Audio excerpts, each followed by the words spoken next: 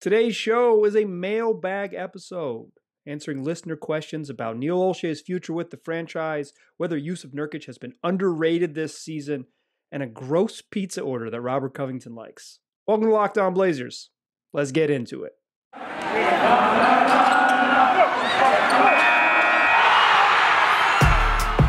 You are Locked On Trailblazers, your daily Portland Trailblazers podcast. Part of the Locked On Podcast Network. Your team every day. What up, world? It's your past first point guard and Trailblazers reporter Mike Richmond, listening to another episode of Locked On Blazers, part of the Locked On Podcast Network, available wherever you get podcasts, and now also on YouTube.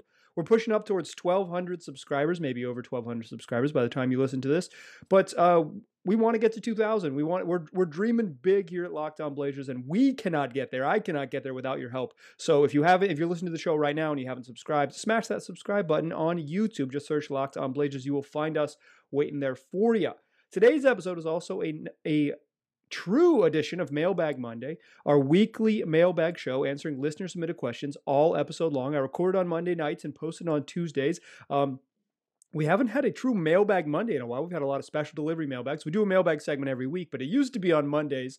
We've just had to move it around because of Blazer news and Blazer games, et cetera, et cetera. But we've got a real one tonight, and if you want to get involved in a future one, here's how you do it. You just tweet at me, at Mike G. Rich on Twitter. Send me a tweet whenever you're thinking of it. Tag it as mailbag in some way so I know that it's for the show, and I will save it in my handy-dandy Word doc, and I try to get to it as best I can. Or you can watch my Twitter feed at Mike G. Rich, and I will send out a tweet day of soliciting questions. You respond to that, and I'll do my best to get you in a show. If you're not a Twitter user or someone who doesn't tweet, you can email me. LockedOnBlazerPod@gmail.com is the address. That's LockedOnBlazerPod@gmail.com. Like I said, we do this every week. It's a ton of fun. Those are the two ways to get involved. Neither snow nor rain nor heat nor gloom of night stays mailbag from your ears, so let's get into it. The first question comes from Mr. Jackpots at boy_Fieri_, who asks, if Neil Olshey gets fired, who do you expect to take his place? Also, what would be the first big move you expect them to make after taking over? Noah from Gmail kind of asks the same thing. If you're listening to this podcast and you don't know what's going on with Neil Olshey, weird, but also I did a whole opening segment. He's under investigation for a toxic workplace environment fostered under his direction while the president of basketball operations for the Trailblazers. There's 15 plus minutes about it in yesterday's show. You can go kind of listen to the stage setter, kind of the scene setter for where we're at. Go listen to that. But yeah, investigations are ongoing. Yahoo Sports' Chris Haynes reports that they were expecting to kind of wrap up this week, but it sounds like they're going to expand the scope and talk to current and former staffers and kind of just get more details on sort of what's up with this sort of Neil Olshey reign in Portland. So a resolution that was expected to take days might take could linger into the rest of this week and beyond. I don't totally understand the timeline. It seems like if you wanted, depending on what you want the outcome to be, seems like you could figure it out pretty quickly. But nonetheless, the two people that would be likely to step in charge would be Billy Branch or Steve Rosenberry. I think it'll be Bill Branch. I think it'll be Billy Branch if they just go like interim GM. Those are 1A and 1B sort of right behind Neil. Or 2A and 2B, however you want to call it. So one of those would be your interim GM. You would assume that it wouldn't be like a clear house type of situation, that it would be like, Neil is removed, you name an interim GM, and then you sort of moved into the future looking for either promote the interim GM or hire from outside. So I think that's how it would work is Bill Branch or Steve Rosenberry would be the sort of two names to know. Like James and Beaverton ask who I would want to replace Neil Olshey, and I think that kind of plays into this question asked by Mr. Jackpots and Noah is like the first big move type of thing. The thing that I would want is someone willing to make big structural changes to this roster. it's not that I don't think CJ McCollum is good. I think he's really good. I just don't think you can have, I think it's untenable to have him as your second best player alongside Damian Lillard and like seriously compete for a championship. So I'd want someone who would be willing to come in without the sort of emotional or prideful ties to drafting CJ McCollum in 2013 and swing, take that big swing knowing that you might strike out.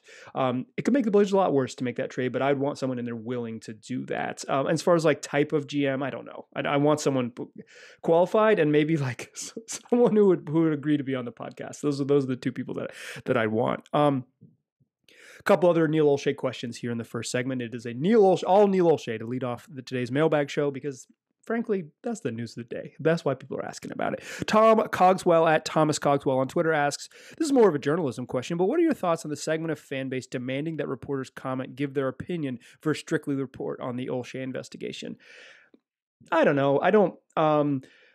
I think a lot of people saying like care to comment is like people who you kind of already know their feelings or you think that you know their feelings and you kind of want to catch them and then gotcha, or you want to point out that they haven't commented and on specifically I'm talking about Twitter, like, and say like, look, they're being quiet on this big thing. Let's like look at this. I've noticed that they're less righteous than me. In general, if you cover the team, you should weigh in on it pretty in one way or another. But that doesn't mean that you have to like lay out a big opinion. If you report, if you report clearly and with a way you should do journalism, hearing from the parties that need to be heard from and sharing the perspectives that need to be shared. I don't want to say both sides because like you do not need to both sides every issue. That's like a poison of journalism. But sharing perspectives that need to be shared and putting them in context, you do not need to share an opinion. I don't believe that's true. I host a podcast. This is an opinion-based place. I try to not be wildly hot takey, but I tell y'all how I feel. I try to be honest with my feelings, and I try to be honest when I'm not going to share things that I don't feel comfortable with. Like I'm not going to share my personal Neil Olshey anecdotes. There's no value in me saying, yeah, this guy who's rude was rude to me once. Here's a time that it happened. Who cares? You've seen him in public. You get it. But I've shared my opinion. Like you can go back and listen to the show sort of and yesterday's show in your feed immediately after this to find out where I sort of stand on this. You don't need an investigation to find out to know if Neil Olshey has been a jerk. You can just watch his press conferences over the last 10 years and say, oh yeah, this guy might be a jerk. It follows that the thing that he does always in a public space could also happen in private spaces. Next question comes from Jack at Jack Parshall on Twitter, who asks, if Neil Olshey isn't fired, how can any of us with a good conscience support the franchise? Qualifier, I will still support the players and the employees of the organization. I don't know. Quite frankly, I don't think being an a-hole is like on par with like anything that's happening in Phoenix with Robert Sarver, like, alleged racism and misogyny. Like cussing people out is maybe a bad way to be a boss and maybe something you should get fired over, but it's not this sort of like despicable pockmark on the Blazers. And quite frankly, like I said, Neil has been kind of a jerk in public spaces. If you needed an investigation to say that he's been a jerk in private spaces to make you feel like disgusted with the franchise, I don't know what you're looking for. I think there's plenty of clear and obvious examples of him being prickly and rude and having a temper in public spaces, such that the idea that you would need this investigation to like uncover something that is like so abhorrent or whatever. Like if it does uncover things that are abhorrent, I will be the first person to say those, that those things are bad and we should well, it won't be the first because I'll be reading the report, but like I will call it what it is. But like I don't think being a jerk is this like terrible black mark on the franchise. The reason the Blazers are investigating him is to find cause so they don't have to pay the rest of his paycheck. It isn't that tricky. No one is pulling a fast one on you, and I think it's okay. I really think it's okay that if you didn't like Neil before, you shouldn't like him now. If you did like Neil before and you're just stunned that he's a jerk, I don't think you were paying attention. And I also think it's okay if you think like guy who acts like a a-hole to his employees is just the way it works. Like I think you're wrong, but like you're entitled to think that bosses can be rude. If you have a bad boss, though, you don't have to accept that. I've got bosses in a variety of jobs that I have, and they're nice people. I enjoy them. So that's not just me pandering because they might listen. Like, for real, it's like working jobs where you don't hate your bosses. That would be my advice. If you think that it's okay for your boss to be an a-hole. Next question comes from Stevie's mom at Stevie's Mom 1 on Twitter, who asks, could you give an overview of the front office and the Vulcans? Who are in the top positions and what they do for the team in general? Who makes the GM hiring decisions? So Stevie's mom, I answered the sort of, for the Blazers, it's going to be Steve Rosenberry or Bill Branch are the next in command for the Blazers front office behind Neil Olshey in terms of decision making and people who are along with Neil in terms of making player personnel decisions and scouting and et cetera, et cetera. They would be the people who would take, if there's an interim position if Neil were to be removed, those are the two names that you should know who would be promoted to the interim president of basketball operations or interim general manager or whatever they end up calling it. At Vulcan, quite frankly, I don't understand the Vulcan setup. I know Bert Kolde is going to be the number one decision maker when it comes to the Trailblazers. He's the chairman of sort of that part of the world in Vulcan. He was at the game with Jody Allen, the Blazers owner, on whatever that was, Saturday night against the Lakers. He was so he'll be there. He'll be the number one. He'll be the guy making the decision along with Jody. I would guess that Bert probably has more say than Jody in terms of connection. Jody probably has the final say, but it's Bert's opinion that will color most of the hiring. That was how I assume that goes down from my sort of perception of the hierarchy. But like in terms of what the hell else goes on at Vulcan, I don't know.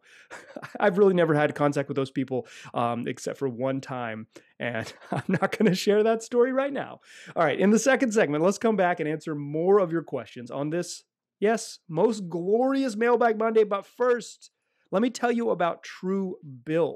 Look, if you're like me, you subscribe to a whole bunch of stuff. And sometimes those subscriptions can kind of slip through the cracks and oh no, I've been subscribed to this service for 2.5 months and they've slowly stolen $14 from me. So Truebill is the solution for your subscription woes. If you got a lot of subscriptions, you might need Truebill. It's the new app that helps you identify and stop paying for subscriptions you don't need, you don't want, or you simply forgot about. On average, people save up to $720 a year with Truebill. Because companies make subscriptions hard to cancel, Truebill makes it incredibly simple. Just link your accounts and Truebill will cancel your unwanted subscriptions in one tap. And your Truebill concierge is there when you need them to cancel unwanted subscriptions so you don't have to.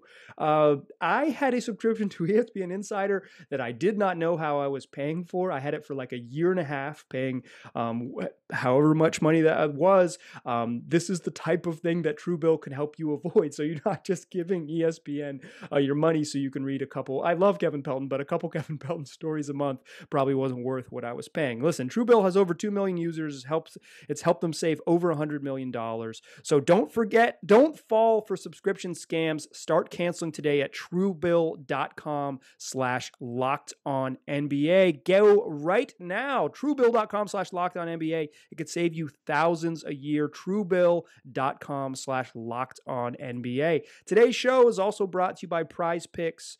It's daily fantasy made easy. They've got the best NBA DFS prop game on the market. They're offering more props than any other DFS operator, and they're offering not just superstar players, but the role players, the Greg Browns of the world, the Norman Powells of the world. You're not just betting on LeBron James and Kevin Durant and Damian Lillard. You are heading down the bench and betting on Nazir Little and Cody Allen. Here's how it works: you pick 2 to 5 players and an over/under on their projections, so you can win up to 10 times on each entry. And look, it's just you versus projected numbers. You're just picking an over/under. It can be an over/under on anything. 3-point field goals, points, steals, turnovers, you name it, whatever it is, you will find it there. And you're not going against pros or a whole bunch or like a giant field. You're just straight up over/under. You pick it, you win the money, and then you get paid out quick.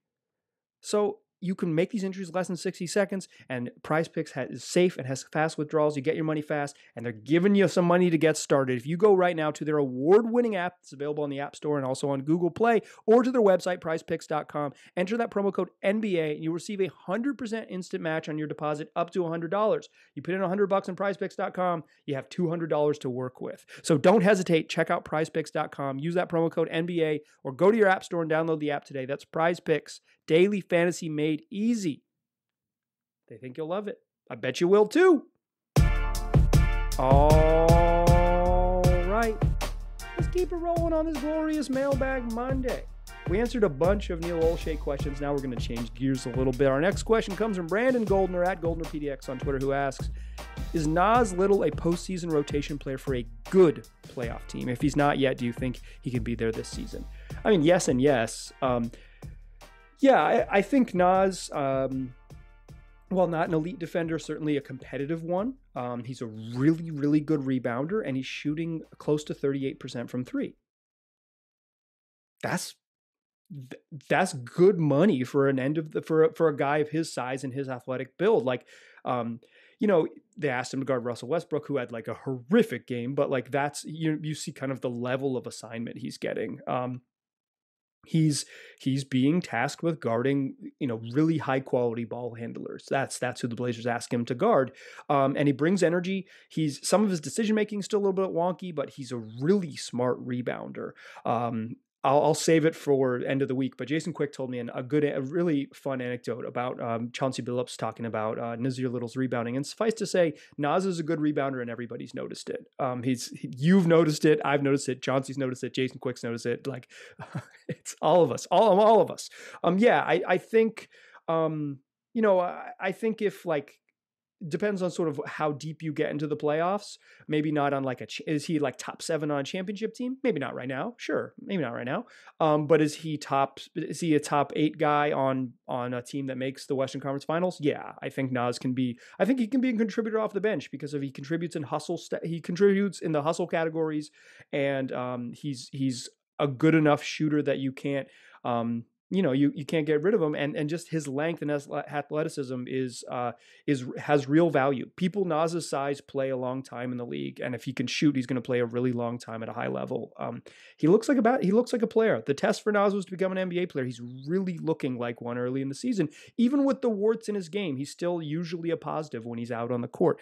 Next question comes from BlazerFan420 at Trailblazing503, who asks, do you think we will ever see a lineup consisting of Dame, CJ, Rocco, Nance, and Nurk, just to see what a normal size lineup looks like? Man, BlazerFan420, sheesh, I hope so. It's the lineup I've wanted to see all year. Dame, CJ, normal size small forward in Robert Covington, a normal size power forward in Larry Nance, and a traditional center in Jusuf Nurkic, and just like roll out length on the wings. How can I say? Chauncey Billups has flirted with having larger wings. He's gone to Nas and Tony Snell lineups to have larger wings. We briefly saw the Nas and Rocco with Larry Nance at center lineups to have larger wings. Like, we've seen it last week. We were starting to sort of trend in that direction where it's like actual size on the wing. And there's moments in the first sub. We should point this out when Nasir Little comes in, and it's Nasir, Rocco, and Jusuf Nurkic. Like, we see that every game for a brief period, right? When Nas comes in as typically the first sub, it hasn't always shaken out that way, but typically he's been like that, and you get like a minute and a half before Anthony Simons and checks into the game along with the others. So like, I hope that's the lineup I want to see. Dame, CJ, Rocco, Nance, and Nurk. I don't quite know why we've gotten there.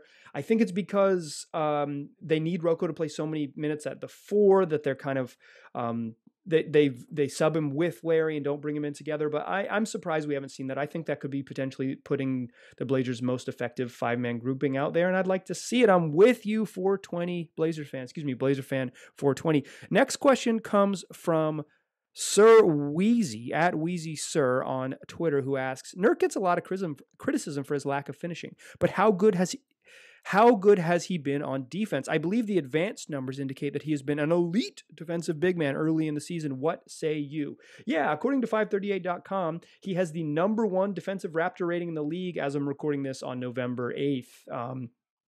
That could change. There's a bunch of games tonight, literally happening right now. So that might be not the case by the time you are listening to this, but heading into tonight's record, that was the case. I think I've been on the record, and I should say it again as a caveat, that I'm not a huge fan of like single catch-all defensive metrics, and I'm specifically not a big fan of Raptors defensive metric. It's fine, and I think it gives you a good sense of like this guy's good, but the idea that like Nurkic has the top defensive rating on the Raptor metric on 538.com's sort of like defensive rating thing, single stat defensive rating, gives you a sense that he's been a good defensive player, but it's like, has he been the best? Is he like defensive player of the year? He's the best defensive player in the league? No. In general, I think Nurk has always kind of held a baseline of competent defense. He's big and he moves his feet well, but I think you see it. There are nights when Nurk is not good defensively. He's covering for guys who are really struggling. Based on those like similar defensive metrics, Damian Lillard, CJ McCollum, and Anthony Simons all grade out very poorly. So it's, I think it when you see it on defense a little bit more than the numbers catch it. But I think Nurk's been good. And I think in general, like his steals are way up, his deflections are way up. The part of his game that I'm most disappointed in is his passing is way down. Like his assist numbers are way down. But some of that is just Damian Lillard shooting bricks. But yeah, I think Nurk has been a good defensive force. I think, he doesn't always bring it consistently, and he's fouling a lot less, which is a huge thing for him. And there's been nights where he's, getting absolutely roasted by Jared Allen, and you're like, wow, he cannot guard him. And you see it. So like, you don't need the numbers to always to help you, but I think they point in a direction to say Nurk has been good. The Blazers they've improved on defense this year, even though they've had some serious lapses. How about this? Let's watch Nurk super closely this week, because he's going to play a Clippers team with Zubac and Serge Ibaka's back and Isaiah Hartenstein, who are bigs who are going to give him some trouble. Then he's going to play a Suns team very likely without DeAndre Ayton. That's going to be Frank Kaminsky. He should roll in that matchup. On Friday, you're going to get Christian Wood and maybe Daniel Tice if he's healthy. And then on Sunday, Nikola Jokic. So you're sort of getting the whole gambit, right? Like, or gamut rather. You're getting kind of like mid-level starters with the Clippers. You're getting a true backup. He should dominate in Phoenix. You're getting an underrated but solid player. And if you get Tice and Christian Wood, who is not physically imposing but can really score for the Rockets. And then you're getting the league MVP. Like, let's give Nurk, let's see him sort of play when he needs to dominate defensively, when he gets a really tough matchup like he will on Sunday at the end of a trip, see if he can hold, I don't know, you can't really hold Jokic down, but to see if you can make life a little bit difficult on him, and then we'll kind of revisit it, because I think he's been good in general, but I don't think he's like, all defensive team type of performance. I think defense is better understood as like a collective team, and Nurk covers up well for guys with defensive deficiencies for sure. Next question is from an anonymous question asker. I believe our first ever anonymous question asker, who asks, I know CJ and his wife have a lot going on here in Portland outside of basketball, but how come we've never talked about CJ potentially requesting a trade? It's rare for any small market team to keep a player of his caliber for as long as we have. Under what circumstances do you think he would ever ask out? He won't. It's not who demands a trade in the league. It's not A- or B+ or whatever you think CJ is. It's stars. It's franchise level stars, or it's guys on bad teams, like Eric Bledsoe on a bad Phoenix team. So CJ McCollum is neither a A-list star. If you don't think Ben Simmons is that, you should check the resume. He certainly has an A-list resume. It's guys. A-list guys on good teams ask out. They force their way to markets where they want to go. And guys on crap teams can kind of make demands, right? They can say, trade me, I want to get out of here. But people who aren't frontline guys, multi-time all-stars, just aren't asking for trades. They keep giving CJ McCollum $100 million contracts. This is the place he wants to be, so they'll keep giving him $100 million contracts. There just aren't. This is not the scenario in terms of team success or quality of player that from CJ McCollum that he would be someone who demands a trade. Could he be unhappy and want a different role somewhere? Sure. Could he say, if they trade Dame, go ahead and trade me too, because let's tear this thing down? Sure. But I think it's more likely that he'd want to, he knows he can play, but he's probably not viewed as a guy who's like a franchise leader. And if you're not that, if you're going to go be someone else's second fiddle, you might as well be second fiddle somewhere where you're comfortable and they keep giving you big old paychecks. This is not something that's in danger, nor something that would be common in the league. It ain't how it works.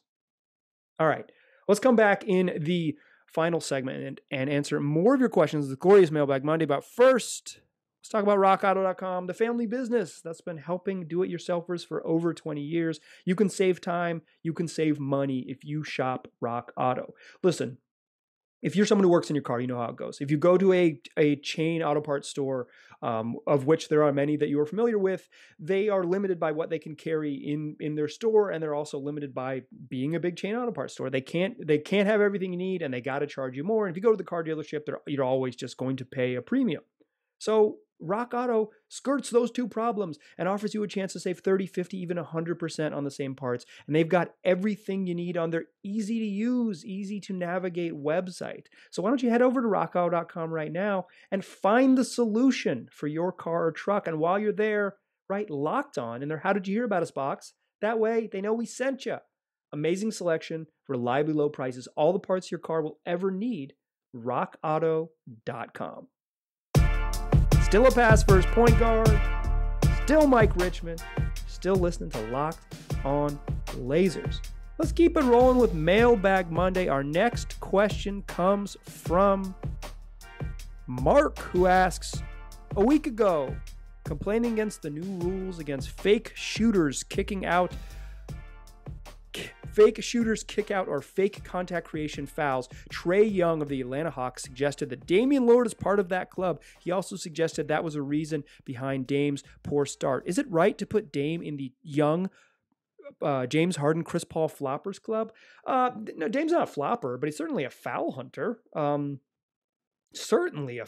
He's good at it. He was really good at it. Like, it's a skill. It's a skill to hunt fouls. If everyone could do it, they would. If CJ McCollum was good at hunting fouls, he'd be a different basketball player. He's not good at it.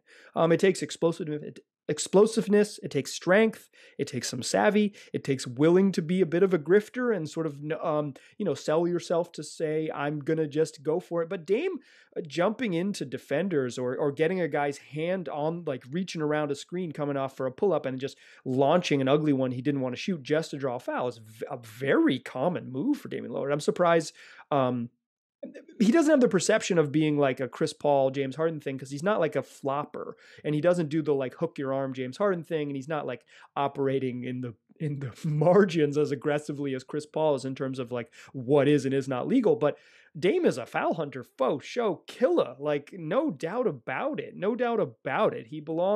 certainly belongs in the conversation of people that benefit from drawing 3-point fouls.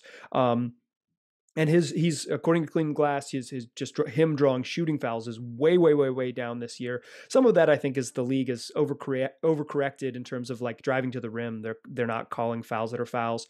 Better for the game to have less free throws, but it's certainly an adjustment that players have to make. But yeah, I'm surprised people don't consider, or I'm surprised at least Mark doesn't consider Dame someone who hunts fouls. I think that's like a really standard part of his game. I see it as a very normal part of Damian Lillard's game. Next question comes from Cody Stensrud at Prep Hoops Cody. I might have screwed that one up. Stensrud at Prep Hoops Cody on Twitter, who asks, well, it's last week's news. I'm curious as to your opinion on Dame being named a top 75 player by the NBA. Do you think he's deserved to make it over certain other players who have more of a resume, players such as Dwight Howard, Tracy McGrady, or Tony Parker? Here's my hot take. Damian Lillard is not even the most egregious selection from his draft class included in the NBA's top 75. Let you do the research on that one. Next question comes from Edmund Dantes at _Lord_Wilmore on Twitter, who asks, which Blazer has an odd go-to food item they like? Okay. This is a little old, but it happened during the COVID season, so no one was in the arena or whatever. But this answer I'm about to play you is an interview that Brooke Olzendam did with Robert Covington. And Robert Covington explains his go-to pizza order that he gets back home in Tennessee. And it is, okay, I'm just going to play it. It's something. So first, we would like to know your pizza order. My pizza order, a lot of people wouldn't say agree with mine. Well, that's even better. I like chicken sausage, mushroom, spinach, barbecue sauce, pineapple, and shrimp. Yeah, there's a lot going on. There's a lot going on with the with the Rocco pizza order. I feel like we need to make a bigger deal about this. This slipped through the cracks because of a weird season. And you can find this on, I just searched Getting to Know Robert Covington. I knew about this video, so I was able to find it. But Getting to Know Robert Covington, it'll be the first, it's on the Trailblazers website. Shout out to the wonderful digital staff at Trailblazers Incorporated for providing that video for me, or the audio that you just heard for me. Yeah, more needs to be made of this. We need to talk more about Rocco's bonkers pizza order. Sausage and shrimp and pineapple and mushrooms and spinach and barbecue sauce and what is that? What is that? Okay, that everyone make a bigger deal about what kind of weird pizza dude Robert Covington is. Great defender, really started hitting his shots last week. Absolutely bonkers pizza order. Let's make this publicly known how bonkers this pizza order is. Final question of the show. We're having a little fun here to close the show. This one comes from Adam at Dame of Thrones on Twitter, who says, draft your top 5 NBA players, past and current, who have a last name with at least 10 letters in it. So this was easier for me than some of the other challenges. Some of you have sent me ones in the past, like that I like. The classic one is the Michael draft, where I forgot Michael Thompson, but hey, it happens. It's a couple of them were money. I knew I was going to go for them. Number one, Giannis Antetokounmpo. I knew I was going to go Giannis Antetokounmpo when I saw this question. It was just, who are the other 4? And then I realized that the second one was incredibly easy. It's Wilt Chamberlain. Chamberlain is a long-ass last name. It was money. We're already a very good team with Giannis and Wilt. We're going to run, and we're going to be athletic. Shoosh. So then the other ones, we'll go to Lithuania for our 2 guards. Shout out to Sarunas Jasikevičius. It might be Jasikevičius. It might be a softer sound at the end of his name, but Jasikevičius is how I said it when I was younger. Sarunas was incredible. And then the other Sarunas Marciulionis, like one of the first big ballers to come over from Europe and play for the Warriors, like kind of started the for lack of a better word, like Euro migration into the NBA. He was, I believe he's in the Naismith Hall of Fame. Probably should have looked that up before I said this on wax, but like both Sarunases are, first of all, I kind of knew they were 10-letter names. I wasn't 100% sure, but I kind of knew they were 10-letter names. So they were going to be in here, but shout out to the Balkans for giving us long letter names, including the last one, the 5th player on our team playing small forward, Peja Stojakovic, Croatian sharpshooter. Stojakovic came to me while I was doing this. I didn't immediately think of him. I did think of a couple others, but then they ended up getting cut from the list. So those are my 5. Sarunas Jasikevičius, Sarunas Marciulionis, Peja Stojakovic, Giannis Antetokounmpo, Wilt Chamberlain. That's my starting 5. But off the bench, we'll go Clarence Weatherspoon. He was a name that I immediately thought of because it's like, I bet Weatherspoon is 10 letters. Jonas Valanciunas, Rudy Tomjanovic, Matthew Dellavedova, and Nikolaj Škidishvili. I didn't go hyphenated names. Michael Kidd-Gilchrist. I didn't know what to do with Kareem Abdul-Jabbar. Abdul-Jabbar is his last name, but it's hyphenated one, and I didn't know what to do with it. Other hyphenated names like Michael Carter-Williams. I decided to do no hyphenated names. So there's some other obviously long ones. Nickeil Alexander-Walker is incredibly long. Like Shai Gilgeous-Alexander, incredibly long. But like, do those count?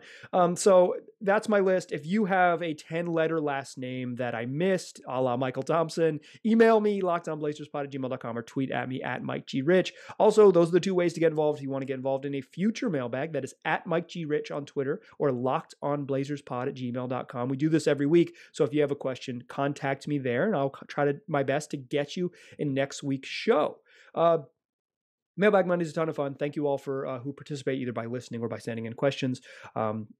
We got a packed rest of the week, though. The Blazers begin a 4-game roadie on Tuesday night against the Clippers. I will have a recap after that one. Then Wednesday night in Phoenix, we'll have a recap after that one. So look for those in your feed, either depending on how late you stay up, either extremely late, but so those would be Wednesday and Thursday show. Look for the recaps of both of those games, and then Friday's show. Jason Quick of The Athletic is going to join. We're going to talk about those first 2 games of the road trip. We'll talk about whatever the deal is with Neil Olshey by then. Fun show. Why not subscribe to it on YouTube? Just hit up YouTube right now. If you are listening, subscribe to it on YouTube. If you've made it this far, you owe it to me. Sorry, those are the rules. If you're hearing my voice at this point, you're deep into the podcast and you're like, I haven't subscribed. You're right. Do it now. Remedy that right now. Subscribe to the show on YouTube, or just tell your friends they can get it. Or how about tell your friends they can get it wherever they already listen to podcasts. Just search Locked On Blazers and we'll be right there waiting for you. Appreciate listening. Talk to you soon.